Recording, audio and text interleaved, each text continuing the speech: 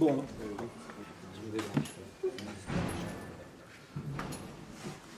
Alors,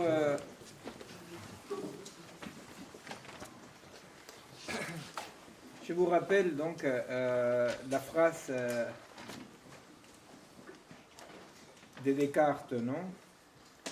Par rapport à cette émergence de ce qu'on appelle l'homme, l'époque de l'homme, etc. Donc, quand il dit l'homme ne peut se rendre maître et possesseur, c'est là où il y a la fameuse phrase de Descartes, maître et possesseur. Hein. L'homme ne peut se rendre maître et possesseur de la nature que s'il nie toute finalité naturelle et s'il peut tenir toute la nature, y compris la nôtre, la nature apparemment animée, hors de lui-même pour un moyen. Vous comprenez? Comme un moyen, c'est-à-dire que ce sont mécaniques, hein, c'est des moyens. Donc, il doit être hors de lui-même, cette nature, et il doit considérer qu'il n'y a aucun principe d'organisation dans la nature. C'est une sorte de déclaration de principe, hein, c'est comme une sorte de déclaration de principe fondamentale de la société, de la culture qui aujourd'hui commence à finir, mais qui finit par quelque chose de très paradoxal, parce qu'elle finit par la possibilité technique du triomphe, de la victoire finale des thèses cartésiennes. Vous voyez, c'est-à-dire que tout à coup, l'homme peut devenir maître et possesseur de la nature, sauf que quand il devient maître et possesseur de la nature, ben, il n'existe plus. Vous voyez? Pourquoi? Parce que c'est l'importance de la place du cerveau, hein, c'est pour ça que je parlais du cerveau tout à l'heure. Hein. Vous savez, le cerveau, certaines cultures, ils ont su qu'il était lié à la pensée, d'autres l'ont pas su, d'autres l'ont su, l'ont oublié, vous voyez. C'est comme tous les savoirs dans l'histoire de l'humanité. Les savoirs s'articulent plus ou moins avec des structures de pouvoir, des structures de sociabilité. Donc, certaines structures sociales ont tendance à oublier, ou ils ont besoin d'oublier des choses, comme la rondeur de la Terre. Hein, c'est-à-dire que les Égyptiens la calculent à quelques décimètres près, et après, comme par hasard, on oublie, n'est-ce pas? C'est-à-dire, c'est là la force de ce qu'on essaye de comprendre, vous voyez? À quel monde correspond une Terre qui devait être forcément plate? Vous voyez? À quel monde correspond cette Terre? Pourquoi est-ce que la Terre devait être forcément plate? De quoi elle parle? Quelle est cette Terre-là? Vous voyez? Qui n'a pas à voir donc directement avec les savoirs, parce que voilà, les Égyptiens le savaient, les Incas le savaient, les Mayas le savaient, hein, l'effet de la rondeur de la Terre. Hein. Alors, quand tout à coup l'homme, ce qu'on appelle l'homme, qui n'est pas les êtres humains, hein, est un dispositif de pouvoir, s'oriente vers son objectif final, qui est le cerveau. Vers quoi s'oriente-t-il? Eh bien, il faut savoir quand même que le cerveau, même pour Descartes, effectivement, il a une place particulière. Il a une place particulière. Pourquoi? Parce que, d'abord, c'est là où va nider l'esprit. Hein, c'est-à-dire, donc, c'est pas de la matière tout bêtement, c'est comme une sorte d'interface, vous voyez, des lieux particuliers. Mais même dans l'anatomie très imaginaire, surtout la physiologie de Descartes est très imaginaire. Hein, vous savez, il fait une physiologie de la thermodynamique, il explique la circulation du sang par une théorie thermodynamique absolument inventée, non, par lui. Effectivement, ça ne fonctionne pas du tout comme ça.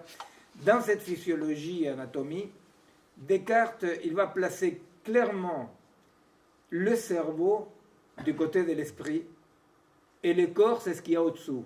Et on le voit par rapport à la glande pinéale. Vous voyez, c'est-à-dire, la glande pinéale est une glande, bon, effectivement, aujourd'hui, dans certains manuels d'anatomie, on nomme glande pinéale à l'hypophysis. Une glande, mais ça n'a rien à voir avec la fonction que le donne Descartes. Hein. C'est-à-dire que la glande pinéale de Descartes était ce passage entre l'ingénieur, vous voyez, la pensée et le corps. Et donc la glande pinéale se situe entre le cerveau et le corps. Donc le cerveau reste dans toute la modernité, bien qu'une matière reste quand même très très interface d'autre chose. Vous voyez, il y a là quelque chose d'autre. Quand le cerveau étudie le cerveau en découvrant, entre guillemets, les lois mécaniques qui les dirigent, c'est le détissage final. Bon. Kant lui-même, effectivement, à un moment donné, va dire, bon, effectivement, tout dans la nature est mécanique, il n'y a aucune possibilité de penser à des finalités propres. Vous voyez, même pour la science actuelle, c'est très compliqué pour la biologie de penser à la téléologie. Téléologie est dans le sens qu'il y a quelque chose que depuis après, non, de plus loin, ordonne ce qui est ici. Chose que, pour parler en termes plus courants, c'est la mérologie, et la science qui étudie les rapports entre les parties et les tout. Hein? C'est-à-dire, quel est le rapport entre le local et le global, concrètement. Hein? C'est un problème fondamental. C'est-à-dire, est-ce que le global existe, est-ce qu'il n'existe pas, vous voyez? Est-ce que le global est un pur imaginaire? Est-ce qu'on peut agir sur le global ou pas? Bon, voilà. Aujourd'hui, la dispersion économiciste, postmoderne, biologie moléculaire, comme j'ai dit tout à l'heure, et dans l'art contemporain, le global disparaît. Vous voyez, c'est-à-dire, il n'y a plus une forme unie qui s'adresse à des formes unies. Il n'y a que de la dispersion avec du local dispersé qui a des rapports de local à local. Sauf que c'est là où je vous disais, ça c'est l'idéologie postmoderne. Parce que ce qu'il y a au-dessous de ça, c'est que tout ce local-là, quand même, comme par hasard, obéit à une loi universelle, mais que les nominalistes, les réductionnistes actuels, les considèrent comme une loi universelle, mais qui existe, qui fait partie de la matière même, qui est soit l'économicisme, soit, dans la biologie moléculaire, les génétismes. Hein, c'est-à-dire, il n'y a que des gènes. Il n'y a que des gènes. Hein. Dawkins, vous savez, c'est lui qui a écrit Les gènes égoïstes, et il dit toute la vie et l'organisation de la vie s'explique parce qu'il y a des gènes qui veulent s'exprimer. Et ils sont en lutte avec les autres gènes. Et alors il définit les corps des organismes comme des véhicules à gènes. Vous voyez? Et Dawkins, c'est très intéressant parce que c'est le père d'une théorie néolibérale très très forte, qui est la mémétique. Hein?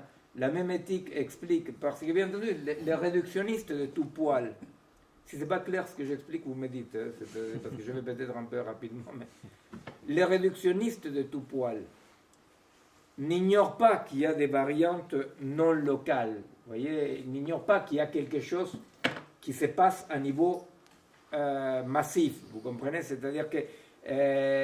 mais qu'est-ce qu'ils vont faire sur ces choses qui se passent à niveau massif? Ces choses-là qui se passent à niveau massif ne sont pas autre chose que l'expression quantitative des phénomènes singuliers. Vous voyez? C'est-à-dire, c'est ce que je vous disais, par exemple, par rapport à 80% des gens qui utilisent la carte bancaire comme ça vont divorcer. Donc, ce n'est pas une globalité, vous voyez, ce n'est pas une forme structurée.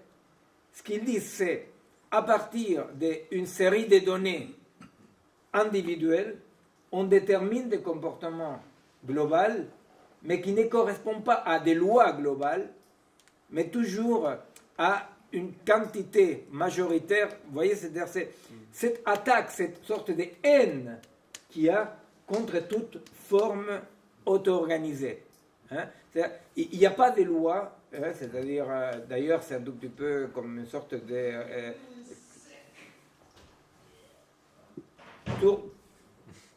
tour de balancier. C'est comme tour de balancier par rapport à la téléologie, l'historicisme, la dialectique hegelienne et marxiste qui expliquait le monde et son devenir. Il n'y a aucune explication. Ou toutes les explications sont s'équivalent. J'ai apporté ici, mais on n'aura pas le temps malheureusement, mais j'ai apporté, on pourra voir la prochaine fois, des preuves de ce qu'on a... Des preuves, oui, pour moi c'est des preuves dans un procès, disons, des exemples de ce qu'on appelle en science, la théorie de la égale validité. Non?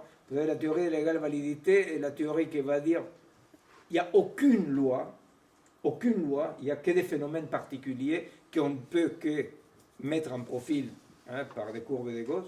Il n'y a aucune loi. Et à tel point que les mecs, ils ont besoin de dire, mais la science non plus n'a pas le droit à représenter des universaux quelconques. Vous voyez? Parce que ça les emmerde, vous comprenez? C'est-à-dire, pour un réductionniste, si la science était universelle, ça l'emmerderait, parce que donc il y aurait un universel. Non, même la science, ce n'est pas. Alors, il y a Bruno Latour, ou Isabelle Stanger, des gens qui sont dans cette tendance qu'on appelle de l'égale validité, je vais vous lire la prochaine fois, les explications qu'ils donnent de que la science est un récit, vous voyez, un récit, parmi d'autres récits. Alors, il y a la sorcellerie, il y a la science, il y a le chamanisme, il y a la subjectivité, mais c'est égale validité. La prochaine fois, je vais vous lire des exemples d'égale validité. Par exemple, un des exemples, c'est, je ne sais pas, les rois, je ne sais pas quoi. Il dit, Bruno Latour, non? Il dit, l'historiographie officielle, qui est celle qui pense qu'il y a des universaux, prétend que les rois, je ne sais pas, Pepito, il est mort de tuberculose. Impossible, il dit. Parce que les bacilles de Koch n'avaient pas été découverts à l'époque. Vous comprenez? C'est-à-dire, c'est la subjectivité totale. Vous voyez, c'est-à-dire que les bacilles de Koch, tant qu'on ne peut pas nommer un bacille et nommer la maladie qui correspond à ces bacilles-là, la tuberculose n'existe pas. Vous voyez, rien n'existe. C'est ce que vous avez entendu dire certainement de 1000 façons différentes, que tout est récit sans méta-récit que l'organisme. Vous voyez? Donc, c'est pour ça que c'est tellement important la question de l'organicité. Parce qu'effectivement, tout dans notre époque parle du triomphe final du subjectivisme total. Non? Contre toute évidence, vous voyez, c'est-à-dire le fait de dire la société n'existe pas, il n'y a que des individus. Je sais rien, on dit, mais le fait que les individus pensent ça. Si un individu pense, merde, après tout, la société n'existe pas, il n'y a que moi.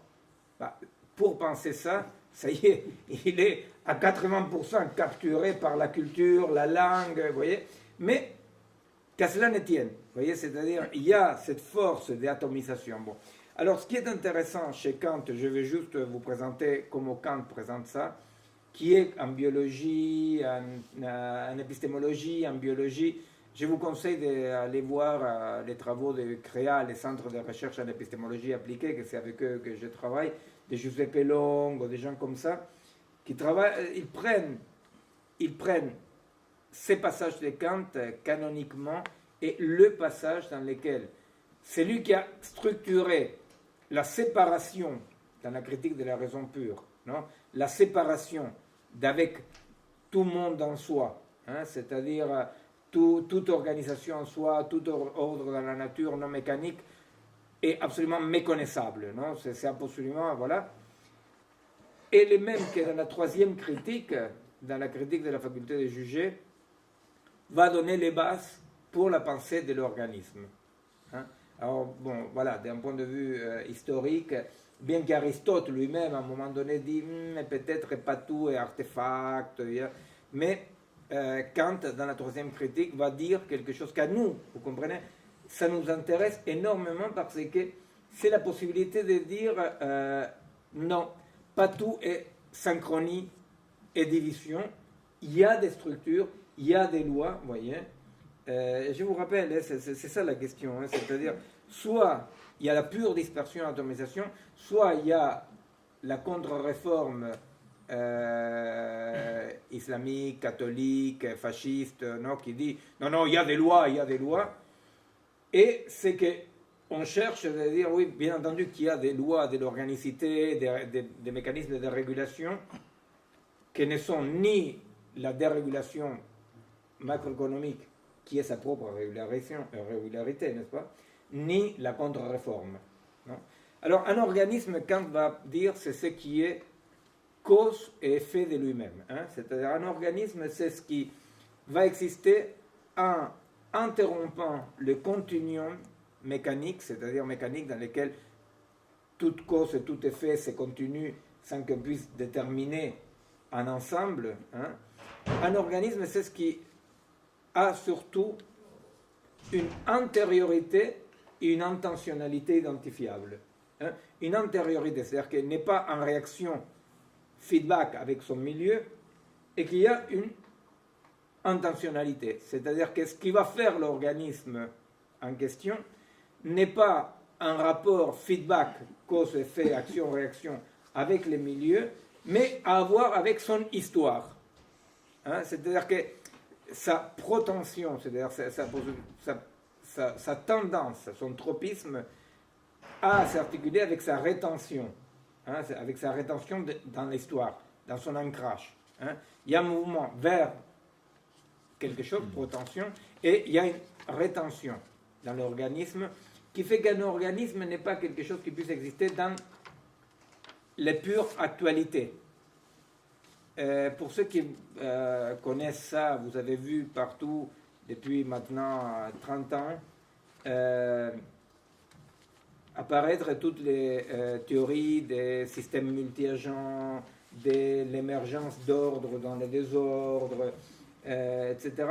Ces explications-là sont des explications que, tout en gardant un physicalisme, non, c'est-à-dire qu'il y a des lois de la physique seulement, non, un physicalisme radical, essaie d'expliquer comment il émerge des comportements non programmés. Vous voyez, c'est-à-dire, une fois encore, ils essayent tout en restant dans le réductionnisme physicaliste, la théorie de l'émergence essaie d'expliquer des phénomènes qui sont des phénomènes de groupe, pour dire comme ça. Vous voyez, des phénomènes d'ensemble. Hein? C'est-à-dire des phénomènes qui ne préexistaient pas dans chaque élément du substrat, mais qui émergent à un moment donné. Ce sont des essais pour rester dans le physicalisme et éviter d'accepter toute téléologie ou téléonomie, comme on dit. Hein. Monod, il avait lancé ces mots-là, hein, ces concepts de la téléonomie, qui veut dire qu'il y a des principes, il y a des lois qui précèdent, entourent et dépassent l'organisme actuellement existant. Hein? C'est bon, voilà, c'est le fameux scorpion. Pourquoi est-ce que les scorpions piquent et meurent? Eh bien, parce que les scorpions, pour être un scorpion, il est retenu par son espèce et sa propension qui va être piquée va les maintenir dans son espèce, même si dans l'actualité, il meurt. Vous voyez? C'est-à-dire qu'il meurt parce que, justement, il n'est pas dégénéré, dans le sens propre, non pas moral de dégénération. Alors, à un moment donné, Kant va dire, là je reviens, c'est un commentaire dans lequel je reprends des passages de Jean Petitot, hein, l'épistémologue. Vous savez, c'est ce que j'avais expliqué en parlant de la partie intensive. Hein, c'est-à-dire, qu'est-ce qui fait que pas tout soit un agrégat?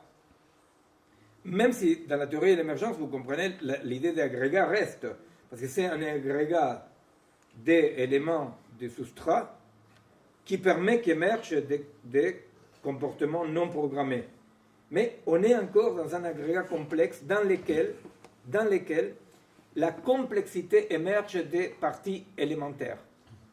Dans la théorie, dans l'hypothèse qu'existent des organismes, que pas tout est un agrégat, les comportements n'émergent pas les comportements qui correspondent à une complexité n'émergent pas des parties élémentaires simples. La complexité est sa propre histoire. Hein? Dans l'organisme, la complexité est sa propre histoire.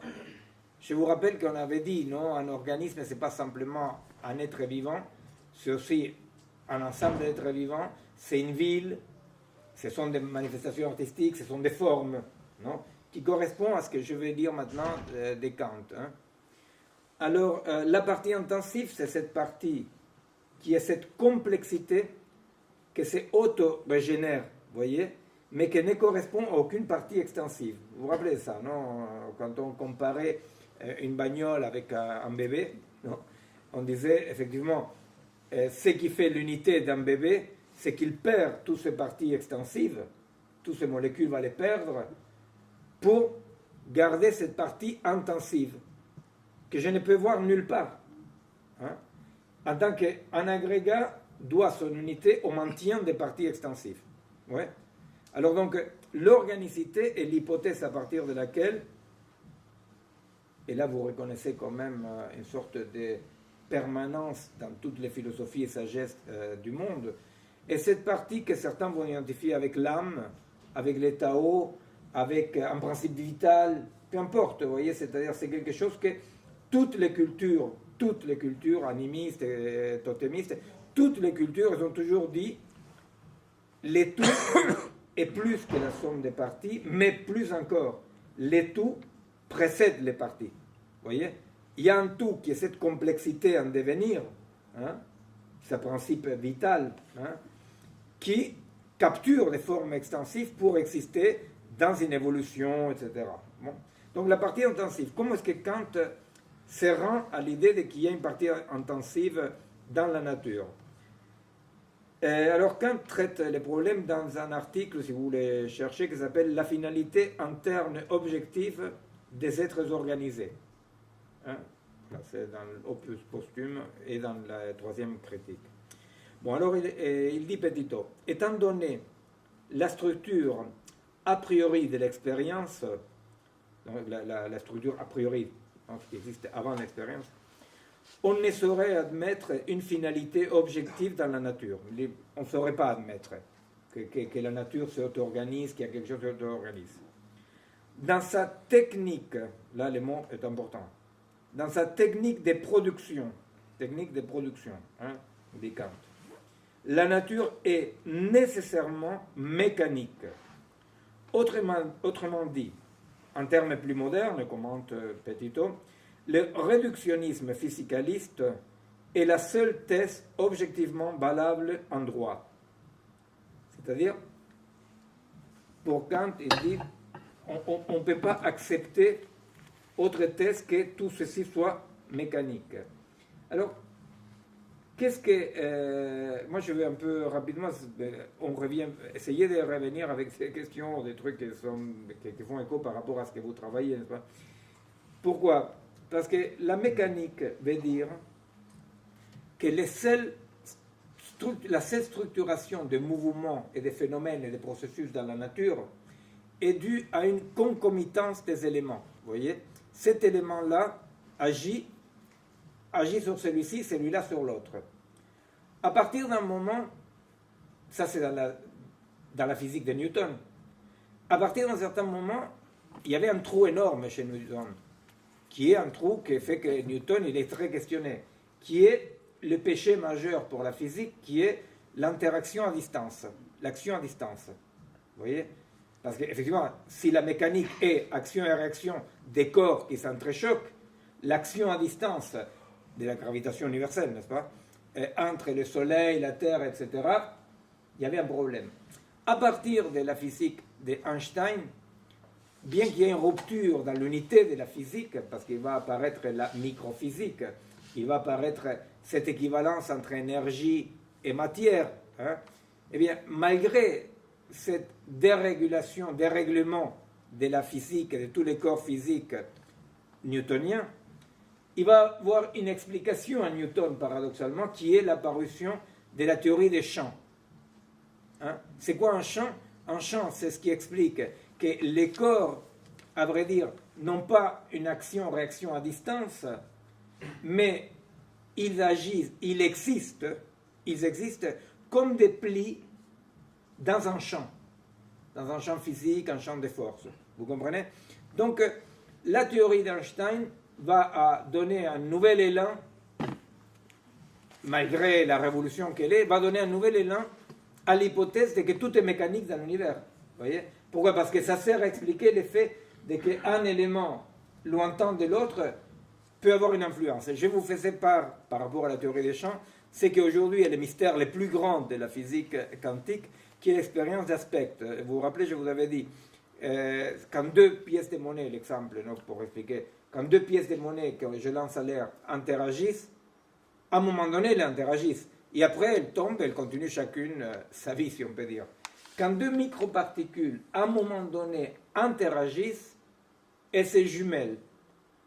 D'or en avant, chaque mouvement de celle-ci va être reproduit instantanément par l'autre. Vous voyez? Donc, voilà, comme on dit vous savez, c'est comme les ailes de papillon. Voilà, donc l'exemple qu'on dit par rapport à la théorie aspect, on dit une molécule à Moscou, une molécule à Paris, qui ont interagi à un moment donné, eh bien, ils vont rester jumelés en permanence. Bon. Donc, c'est pour dire à quel point la théorie des champs est une hypothèse, mais qui est une hypothèse qui parle des phénomènes incroyables. Eh bien, l'organisme, ce n'est pas un champ. Les rapports entre les parties de l'organisme, Kant va dire un organisme, donc écos et effet de lui-même, a une antériorité, une intentionnalité. Donc cette intentionnalité, ça veut dire qu'il cherche quelque chose. Un organisme ne fait pas n'importe quoi. Hein? Eh bien, il va dire les parties d'un organisme, elles existent toutes pour et par l'autre. Vous voyez? C'est-à-dire pour et par l'autre. C'est-à-dire qu'il y a un rapport que Giuseppe Longo, lui, il a eu les coups de génie qui a fait effectivement une micro-révolution dans l'épistémologie et dans la biologie. Il dit un organisme fonctionne comme un état critique étendu. Ça veut dire quoi un état critique? Un état critique, c'est, vous savez, quand l'eau bout, non? Quand l'eau bout, il y a un moment donné dans lequel les molécules d'eau qui se comportent de façon brownienne, non? C'est-à-dire de façon anarchique, hein? C'est-à-dire chacune s'entrechoque de façon anarchique, voilà. À un moment donné, dans ce qu'on appelle un changement de phase, hein? Là, un état critique est le moment dans lequel toutes les molécules localement se mettent en corrélation, une longueur de corrélation critique, ça s'appelle, où le local et le global interagissent de façon solidaire. Vous voyez? C'est-à-dire qu'il y a un moment donné dans la physique dans lequel il y a une unité, où il y a cette action dans laquelle chaque partie et le tout s'unit. Sauf que dans la physique, ces moments-là, il est toujours un moment et c'est fini. Giuseppe Longo et Francis Bailly vont étudier ça, et c'est effectivement là l'hypothèse qui est mondialement aujourd'hui un peu celle qui tout le monde reprend pour analyser, pour étudier, comme base de l'organicité. Giuseppe Longo, à la rentrée, on va inviter pour qu'il vienne un tout petit peu parler d'organisme, lui. Et il va dire un organisme fonctionne comme un état critique, donc cette corrélation critique entre parties et tout, mais étendu dans le temps. Vous voyez? C'est-à-dire qu'un organisme est ces dispositifs dans lesquels, comme dans un état critique dans la physique, les parties restent toutes en formant un tout, donc un rapport global, local, uni, et la vie d'un organisme est le maintien de cet état critique. La vie d'une espèce est le maintien de cet état critique à travers sa reproduction par les individus. Vous voyez? Et la vie d'un écosystème est un état critique étendu. Vous voyez ce que je vais... C'est compréhensible plus ou moins?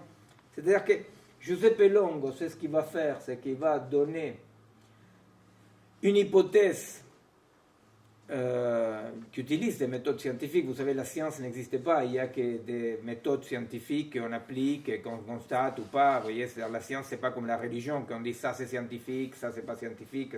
La science, ce sont des méthodes, quoi, et surtout sont des méthodes qui doivent pouvoir être contestables, qui ne sont pas des dogmes, n'est-ce pas? Bon, la réfutation, bon voilà.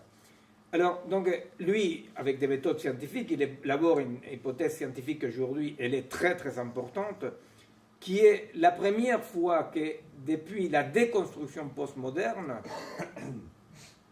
nous permet, en des termes rationnels et scientifiques, parler du fait qu'il existe de tout, un tout. Vous comprenez qu'il existe de tout auto-organisé.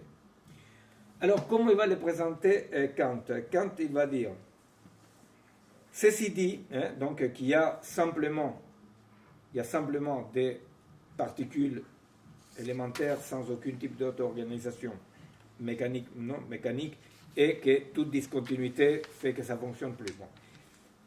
Ceci dit, que tout est mécanique, c'est un fait d'observation qu'il existe dans la nature des êtres organisés.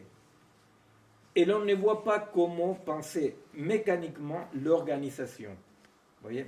On ne voit pas comment penser mécaniquement l'organisation. Vous voyez, c'est-à-dire que quand les biologistes moléculaires d'aujourd'hui, ils disent qu'il n'y a pas de vie, il n'y a que des mécanismes de vie, il y a des interactions, mais il n'y a pas un tout qu'on appelle la vie. Ce qu'il est en train de dire, les macromolécules interagissent. Mais en n'ayant pas une clôture, en n'ayant pas une unité organique, les macromolécules agissent sans aucun sens. Vous voyez, la question du sens, c'est une question que renvoie. Il n'y a pas de sens s'il n'y a pas de structures formelles, organiquement organisées, structurées, pour lesquelles l'environnement peut avoir un sens. Vous voyez? Une amibe, par exemple, mise dans un milieu acide, va se déplacer en cherchant à s'éloigner. Si je prends les mêmes macromolécules qui forment une amibe et je les mets dans un milieu acide, elles vont s'articuler avec les milieux acides. Ils vont se dissoudre. Non? Pourquoi? Parce que même à niveau de l'amibe, en tant qu'organisme simple, l'environnement a un sens.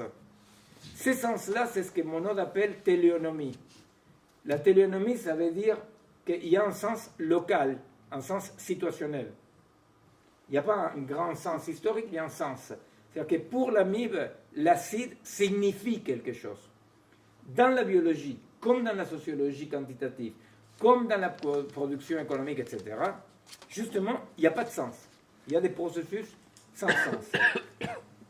Quand on va arriver à l'art contemporain, on va voir comment l'art contemporain est un questionnement de l'existence d'un sens qui témoigne d'une unité organique. Vous voyez? Il n'y a que des processus dont l'artiste fait partie et dont des parties de l'observateur fait partie. Vous voyez? C'est-à-dire qu'il y a des processus agencés qui ne partent pas d'un organisme vers des organismes. Ce sont des structures agencées. C'est pour ça que quand quelqu'un dit « je ne comprends pas », quand il va à une galerie d'art contemporain et dit « je ne comprends pas », il est beaucoup plus synchrone avec leur œuvre contemporaine que quand le petit bobo de merde va et regarde et dit « vous savez que c'est ce qu'ils font les gens dans les...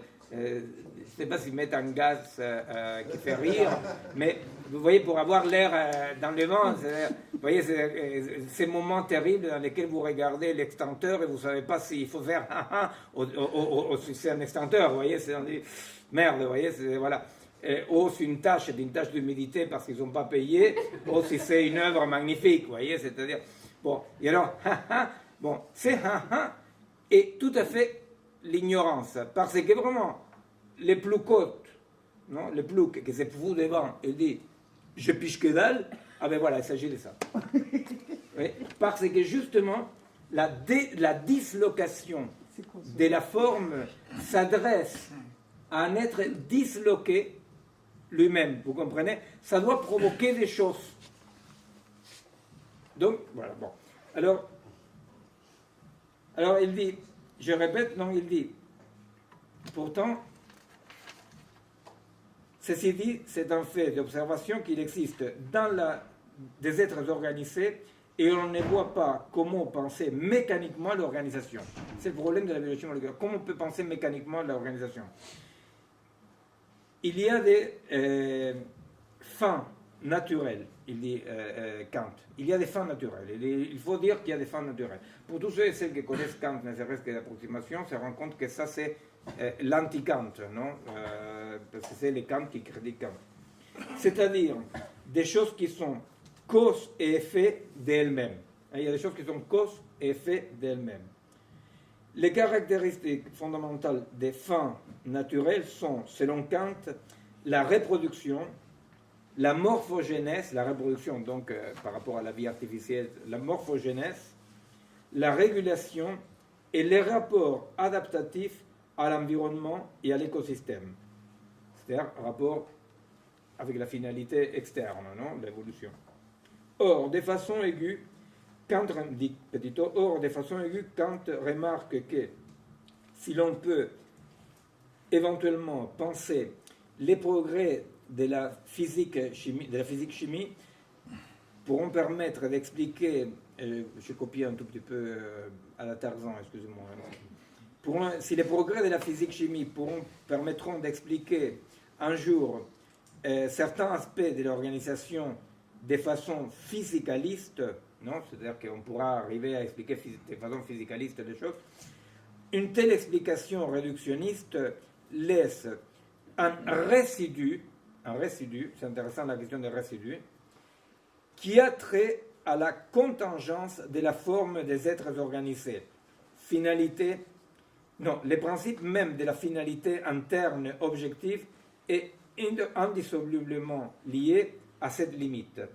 Vous voyez, il dit, même si la physique et la chimie arriveront un jour à déployer tout, aujourd'hui, il restera un résidu. Je vous rappelle comme ça au passage que l'ADN non codé et non codant s'appelle l'ADN poubelle, n'est-ce pas? Que les intermittents des spectacles qui ne sont pas dans la voie royale sont la poubelle, vous voyez, c'est-à-dire que c'est, vous voyez, les résidus, l'idée des résidus que c'est à mettre un rapport comme ça, du tac au tac, aux vanités, aux vanités. Il y a quelque chose, il y a un résidu. Sauf que ce résidu-là, la finalité interne objective est non seulement d'organisation, mais d'auto-organisation, et ces principes-là, n'est-ce pas? C'est-à-dire qu'il y a un principe de auto-organisation qu'il appelle, c'est un résidu. Sauf que, vous comprenez, de ces résidus-là dépend l'existence de la vie, de la société, de la pensée, de l'art, non? Ces résidus-là, les non dépliables, les non transparents, les non quantifiables, vous voyez, c'est-à-dire que quand on dit, si moi je prends par exemple un profil, comme on faisait un profilage il y a 40 ans, toujours on a fait des catégories. Je ne sais pas, les plus vieux peut-être se rappellent, je te regarde, excuse-moi par hasard, peut-être on se rappelle de ces fameux bouquins qui a fait tellement, qui a circulé tellement, qui s'appelait Tout se joue avant 6 ans. Bon. Il s'avère que si vous avez un môme, moi j'ai des âges différents parce que comme j'ai travaillé 30 ans en pédopsychiatrie, je l'ai fait, mais par des fins scientifiques, n'est-ce pas? Et alors, donc c'est drôle parce que si vous regardez un môme, vous regardez ce qu'il décrit les psys américains, et vous dites non mais il l'a vu. Il l'a vu parce qu'il fait exactement ce qu'il décrit. Vous voyez? Et alors les adultes, ils croient que ce déterminisme s'applique seulement aux enfants de moins de 6 ans. Et avec 30 ans de psychanalyse et de psychiatrie, je vous assure que c'est exactement comme ça jusqu'à 99 ans. Vous voyez, c'est-à-dire qu'à chaque âge, vous pouvez définir ce qui se passe. Mais quelle est la différence entre cette définition tout à fait appropriée, adaptée, qu'en plus ça sert à que vous ne tuez pas votre enfant entre 2 et 3 ans parce qu'il vous fait chier, mais que vous comprenez que c'est très nécessaire, parce que, voilà, c'est toujours rassurant de savoir qu'il n'y a pas que elle qui me fait chier. Là, c'est autobiographique. Quand je demande à la crèche, ils font tout chier, je dis, ah oui, alors je dis, ah ouf. Non? Donc, c'est pas mal, ça. Mais quelle est la différence? La différence, c'est qu'une fois que le mec, il décrit comment Amanda se comporte, bah, il n'a pas parlé d'Amanda, vous comprenez? Parce qu'il reste, c'est reste. Ce reste, ce n'est plus ou moins qu'Amanda. Dans les profilages, ça disparaît, ça. Vous comprenez?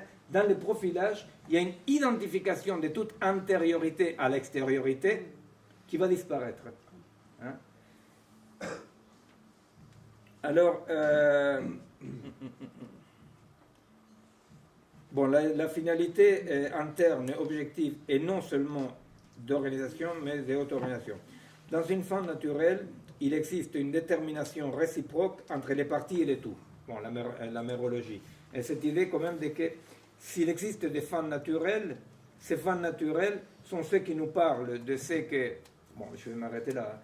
de ce qu'effectivement aujourd'hui est l'impensable, hein, qui est l'idée de que ce qui m'unit, moi, avec mes ancêtres, avec ceux qui viennent après, avec les autres, avec l'écosystème, n'est pas un contrat pollueur-payeur, n'est pas un contrat qui m'oblige à m'occuper de mes vieux parents et qui m'oblige à m'occuper de mes enfants, mais qu'il existe effectivement des liens, des formes structurantes, auto-organisées, qui sont celles que, quand une société essaie de les nier, comme c'est absolument impossible, je répète là-dessus, mais pour moi c'est très très important, comme il est impossible qu'il n'y ait pas de formes formatant et organisant, quand une société s'efforce pour démolir toutes les formes organiques, eh bien effectivement il y a la capture de ces formes disloquées par un macro-organisme comme l'économicisme. Et il faut penser tout bêtement qu'est-ce que ça signifie, cette naturalisation de l'économie comme macro-organisme.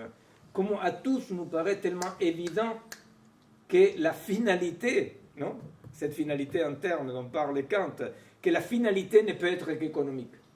Vous voyez, c'est-à-dire à quel point il y a un vidage. Non, c'est le truc de dire, si tu veux comprendre qu'est-ce qu'il fait Toto, cherche les bénéfices. N'est-ce pas? À quel point le vidage de toute cause interne, de toute cause repliée, est remplacé par une cause métaphysique externe qui est cette forme d'économisme. Alors effectivement, l'autre jour, j'entendais que là, les présidents ukrainiens qu'il avait truandé, qui avaient volé, je ne sais pas quoi. Alors, dans la métaphysique néolibérale, on dit, voilà, il a voulu s'enrichir. C'est absolument incompréhensible, d'après l'économie, les actes de quelqu'un qui s'enrichit. C'est-à-dire que quelqu'un qui s'enrichit, si vous essayez de le comprendre par l'enrichissement, c'est incompréhensible. Parce qu'effectivement, c'est là où on va revenir, et on va revenir par rapport au travail de Norbert, de Karine, et bon, après avec Nicolas, on va revenir par rapport à qu'est-ce qui se passe avec tous les contenus irrationnels, sacrificiels, autorégulateurs, n'est-ce pas, organiques, qui aujourd'hui est absolument ignoré, et qui effectivement ne persiste que dans des formes artistiques résistantes. C'est-à-dire qu'aujourd'hui pour aujourd'hui, il y a deux formes de résistance à la dislocation postmoderne. Une, la plus générale, est la souffrance. C'est-à-dire que les organismes à tout niveau, les organismes comme écosystème, les organismes comme société, les organismes comme mono-organismes, souffrent de ça par les cancers, la dépression, la violence, la destruction de l'écosystème. La souffrance est la forme de résistance.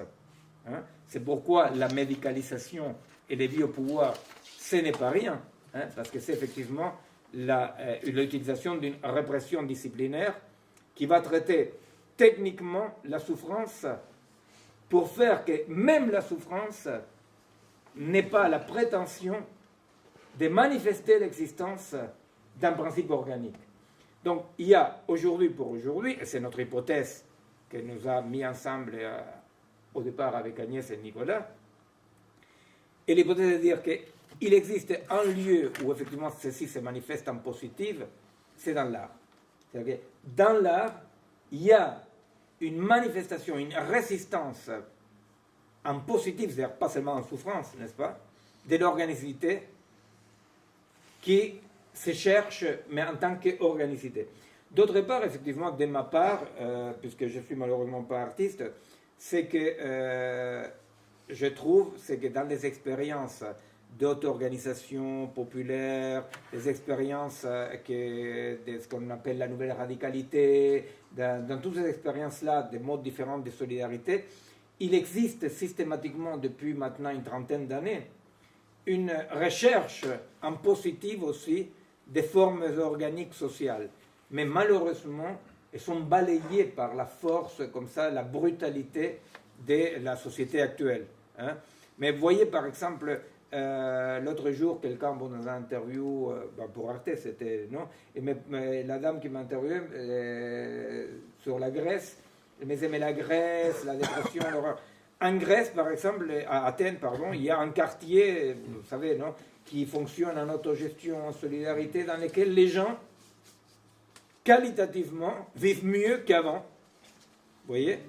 Malgré tout ce qui manque, malgré la merdouille dans laquelle ils sont, mais il y a une sorte d'auto-organisation. Bon, le problème, c'est que la force du néolibéralisme est telle que force est de reconnaître que pour le moment, malheureusement, mis à part dans l'art qui est donc attaqué, démoli, mis à part dans l'art, pour le moment, notre époque n'a pas pu produire des formes d'organicité alternatives identifiables.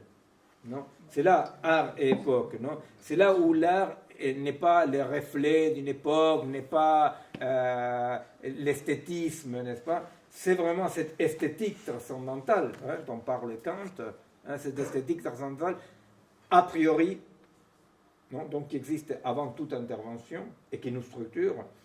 Il n'y a que dans l'art qu'il y a cette manifestation-là. Dans le reste, effectivement, pour l'avoir participé depuis, vous imaginez, le collectif que j'avais fondé, a coécrit les premiers manifestes des sans-terre brésiliens. Vous voyez, là, je vous parle d'il y a 25 ans, 30 ans, je ne sais pas, je ne me souviens pas exactement. Après, il y a eu le développement dans toute l'Amérique latine de nouvelles formes de solidarité, l'émergence en France de nouveaux types d'actions, ACTA, Pledal, AC, vous voyez tout.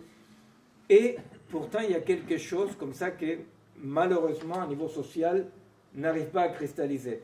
Notre conviction, notre hypothèse, mais que c'est à travailler, vous voyez, c'est là où c'est pas par ordre des professeurs, c'est que c'est à travers les formes artistiques qu'il y a la possibilité d'une compréhension de ce dont il s'agit dans l'époque, mais aussi d'action. Non pas que l'art va changer l'époque, mais l'art travaille l'époque dans une résistance elle permet effectivement de sortir de l'impuissance. C'est pourquoi nous pensons travailler en trois termes. Le premier terme est la production des objets. Donc, Britt et Christian vont produire un DVD par rapport à ces premières parties. On pense la création d'une pièce aussitôt qu'aussi déclare qu'il a fini sa grève. Et aussi, mais dans un troisième temps, effectivement, l'idée c'est d'arriver à ce que je vous disais un tout petit peu dans ces quartiers de Florence, à voir comment ceci peut établir une petite turbulence dans les quartiers. Mais comment est-ce qu'à la fois cette recherche art et époque peut petit à petit aller vers les quartiers dans l'idée donc que c'est dont manque notre époque, ce n'est pas d'un programme ou d'un leader, je ne sais pas quoi. Ce qu'il manque, c'est de trouver les voies pour renouer avec la puissance d'agir, quoi. Miguel, est-ce qu'on peut apporter une petite nuance? C'est possible? On a le temps ou pas? Ben écoute, personne va nous virer, je pense, non? Ah, ça, c'est pas dit. Non, mais vas-y. Une toute petite nuance. Tu vois, j'ai fait une découverte le week-end passé. J'étais dans ma famille, qui est celle de ma femme. On est tombé tout à fait par hasard sur un reportage qui est passé sur un État indien qui se trouve au sud-ouest de l'Inde, qui s'appelle le Kerala. Je ne sais pas si quelqu'un a entendu parler du Kerala. C'est une découverte, c'est-à-dire que c'est un État indien et c'est le premier État qui a mis au pouvoir des communistes qui ne sont pas staliniens. Je peux dire pourquoi après. En 1957. Et pour moi, ça a été une découverte. Donc, il y a un reportage que tout le monde peut aller voir sur YouTube ou Dailymotion. C'est une émission qui doit passer sur la 5, la chaîne numéro 5. Et vraiment, c'est une découverte. C'est-à-dire que tu as au Kerala, apparemment, d'après ce que dit le reportage, une alternance entre, grosso modo, communisme, capitalisme tous les 5 ans. Voilà.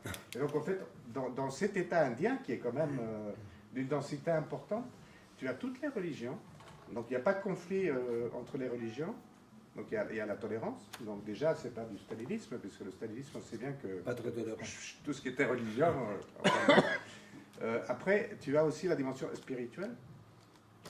Pour te donner un exemple, tu vois des scènes où tu as les gens dans la rue, sur des lieux publics, tu vois personne en train de fumer. Donc tu sens qu'il y a, déjà il y a une sorte d'harmonie des gens entre eux. Après tu vois une manifestation, parce que bon, bien sûr il y a toujours du conflit. Mais tu vois des manifestations, mais ça n'a rien à voir avec les manifs qu'on peut voir dans d'autres pays, quoi. Les gens, ils sont bien organisés, etc. Ils revendiquent, ils discutent. C'est-à-dire que le conflit, ils le posent en termes positifs, constructifs.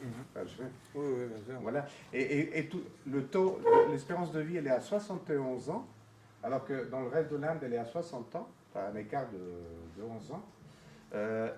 Alphabétisation, 100%. Tu vois? Et comme ça, tout est comme ça.